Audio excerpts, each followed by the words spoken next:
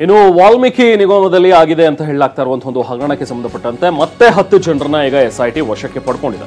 ವಾಲ್ಮೀಕಿ ಅಭಿವೃದ್ಧಿ ನಿಗಮದಲ್ಲಿ ಬಹುಕೋಟಿ ಅಕ್ರಮ ಪ್ರಕರಣ ಏನಿದೆಯಲ್ಲ, ಅದರಲ್ಲಿ ಈಗ ಮತ್ತೆ 10 ಕೋಟಿ ನಗದನ್ನ, 10 ಜನರನ್ನಲ್ಲ 10 ಕೋಟಿ ನಗದನ್ನ ವಶಕ್ಕೆ ಪಡ್ಕೊಂಡಿದೆ ಈಗ ಎಸ್ಐಟಿ.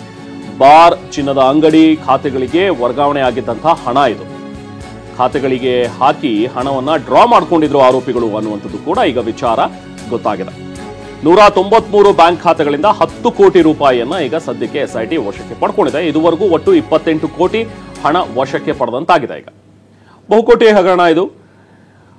ಹತ್ತತ್ರ 100 ಕೋಟಿಯಷ್ಟು ಹಗರಣ ಆಗಿದೆ. ಇದರಲ್ಲಿ ದುರುಪಯೋಗ ಪಡಿಸ್ಕೊಂಡಿದ್ದಾರೆ ಅನ್ನುವಂಥದ್ರ ಬಗ್ಗೆ ಇದ್ದಂತಹ ಒಂದು ಆರೋಪಗಳು. ಅದೇ ವಿಚಾರದಲ್ಲಿ ಈಗಾಗಲೇ ಸಚಿವರಾಗಿದ್ದಂತಹ ನಾಗೇಂದ್ರ ಅವರ ತಲೆದಂಡ ಕೂಡ ಆಗಿದೆ. ಈಗಾಗಲೇ ಅವರು ರಾಜೀನಾಮೆಯನ್ನು ಕೂಡ ಕೊಟ್ಟಿದ್ದಾರೆ. ಎಸ್ಐಟಿ ಕೂಡ ವಿಚಾರಣೆಯನ್ನ, ತನಿಖೆಯನ್ನ ತೀವ್ರಗೊಳಿಸಿದೆ. ಒಬ್ಬ ಅಧಿಕಾರಿ ಚಂದ್ರಶೇಖರನ್ ಅವರು ಏನು ಮೃತಪಟ್ಟರು, ಅವರು ಆತ್ಮಹತ್ಯೆ ಮಾಡಿಕೊಳ್ಳುವ ಮುನ್ನ ಒಂದು ಡೆತ್ ನೋಟ್ನಲ್ಲಿ ಈ ವಿಚಾರವನ್ನ ಪ್ರಸ್ತಾಪ ಮಾಡಿದ್ರು. ಹೀಗೆ ಇಲಾಖೆಯಲ್ಲಿ ಅಕ್ರಮ ಆಗಿದೆ, ಸೊ ಅದನ್ನ ದೊಡ್ಡವರೇ ಶಾಮೀಲಾಗಿದ್ದಾರೆ ಇದರಲ್ಲಿ ಅಂತ ಹೇಳಿ ಒಂದಷ್ಟು ಜನರ ಹೆಸರುಗಳನ್ನ ಕೂಡ ಚಂದ್ರಶೇಖರನ್ ಅವರು ಬರೆದಿದ್ರು. ಸೊ ಅದಕ್ಕೆ ಸಂಬಂಧಪಟ್ಟಂತೆ ಒಂದಷ್ಟು ಜನರನ್ನ ಈಗಾಗಲೇ ವಶಕ್ಕೆ ಪಡೆದು ವಿಚಾರಣೆ ನಡೆಸ್ತಾ ಇದೆ ಖಾಕಿ ಪಡೆ.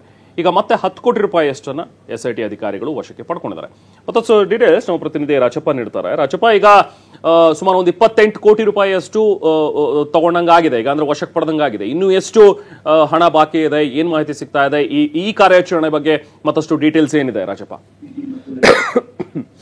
ರೆಹಮಾನ್, ವಾಲ್ಮೀಕಿ ಅಭಿವೃದ್ಧಿ ನಿಗಮದಲ್ಲಿ ಬಹುಕೋಟಿಯ ಒಂದು ಭ್ರಷ್ಟಾಚಾರ ಆಗಿದೆ. ಜೊತೆಗೆ ಅಲ್ಲಿ ಕೆಲವು ಅಧಿಕಾರಿಗಳು ಸೇರ್ಕೊಂಡು ತಮ್ಮವರ ಖಾತೆಗೆ ಹಣವನ್ನು ವರ್ಗಾವಣೆ ಮಾಡಿಸ್ಕೊಂಡು ಅದಾದ ನಂತರದಲ್ಲಿ ವಿಡ್ರಾ ಮಾಡ್ಕೊಂಡಿದ್ದಾರೆ ಅನ್ನುವಂತಹ ಆರೋಪಕ್ಕೆ ಸಂಬಂಧಪಟ್ಟಂತೆ ಎಸ್ಐಟಿ ಕೂಡ ರಚನೆ ಆಗಿತ್ತು. ಎಸ್ಐಟಿ ತನಿಖೆ ನಡೆಸಿದಾಗಿಂದಲೂ ಕೂಡ ಬೇರೆ ಬೇರೆ ರಾಜ್ಯದಲ್ಲೂ ಕೂಡ ಆರೋಪಿಗಳನ್ನ ಬಂಧಿಸಿ ಈಗಾಗಲೇ ಕರ್ಕೊಂಡು ಬಂದಿರುವಂತದ್ದು. ಅಂದ್ರೆ ಎಕ್ಸಾಕ್ಟ್ ಆಗಿ ಈಗ ಅಂದ್ರೆ ಒಟ್ಟಾರೆಯಾಗಿ ಈ ಇಡೀ ಪ್ರಕರಣದಲ್ಲಿ 28 ಕೋಟಿ ರೂಪಾಯಿಯನ್ನ ವಶಕ್ಕೆ ಪಡೆದುಕೊಳ್ಳಲಾಗಿರುವಂತದ್ದು. ಅಂದ್ರೆ ಸದ್ಯಕ್ಕೆ 10 ಕೋಟಿ ಹಣವನ್ನ ಇತ್ತೀಚೆಗೆ ವಶಕ್ಕೆ ತೆಗೆದುಕೊಂಡಿದ್ದಾರೆ. ಅಂದ್ರೆ ಪ್ರಮುಖವಾಗಿ ಹೇಳ್ಬೇಕಂದ್ರೆ ಈ ಆರೋಪಿಗಳು ಬೇರೆ ಬೇರೆ ಏನು ಬಾರ್ಗಳಾಗಿರ್ಬೋದು, ಜೊತೆಗೆ ಚಿನ್ನದ ಅಂಗಡಿ ಇರ್ಬೋದು, ಈ ಖಾತೆಗಳಿಗೆ ಹಣವನ್ನ ವರ್ಗಾವಣೆ ಮಾಡಿ ವಿಡ್ರಾ ಮಾಡಿಕೊಂಡಿದ್ದಾರೆ. ಅಂದ್ರೆ ಅತಿ ಹೆಚ್ಚು ಪ್ರತಿನಿತ್ಯ ವಹಿವಾಟು ಆಗುವಂತಹ ಒಂದಿಷ್ಟು ಬಾರ್ಗಳಿದ್ದಾವೆ, ಜೊತೆಗೆ ಚಿನ್ನದ ವ್ಯಾಪಾರಿಗಳಿದ್ದಾರೆ.